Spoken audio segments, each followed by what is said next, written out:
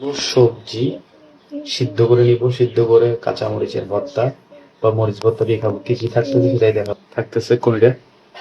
এরপর থাকবে বেগুন সিদ্ধ, উস্তে বা করলা, পটল, তারপর থাকবে ভেন্ডি, তারপর থাকবে সিম সিদ্ধ করা, এরপর থাকবে কাঁকরোল বা হাঁড়ল, এরপরে বটবড়ি বা লোক বেসন সিদ্ধ করার পরে বাকিটা দেখাচ্ছি।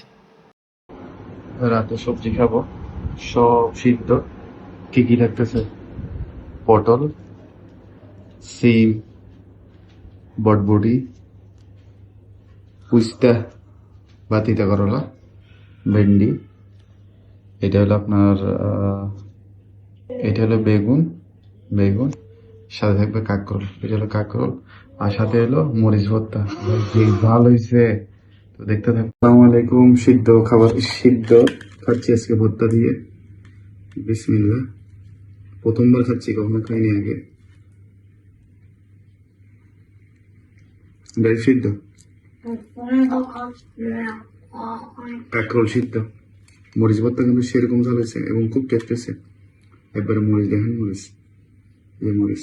বিসমিল্লাহ।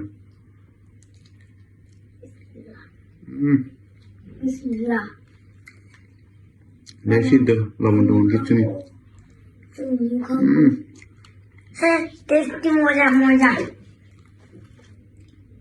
মজা মজা, ইয়েস পটল, ইয়েস, কত মজা আছে অনেক।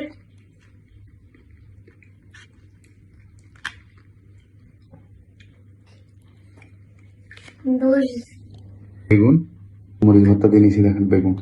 হ্যাঁ হ্যাঁ, অসাধারণ অসাধারণ।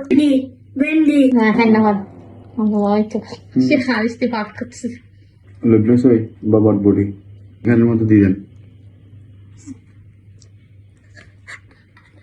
উস্তা বা তিতা করলা, এটা একটু বিটগুটে কিন্তু শরীরের জন্য খুব উপকারী। সবাই ভালো থাকেন, যদি ভালো লাগে বেশি বেশি করে শেয়ার করে দেন। সবাই এরকম সিদ্ধ সিদ্ধ খাবার খান, শরীরের জন্য অনেক উপকারী। আল্লাহ হাফেজ।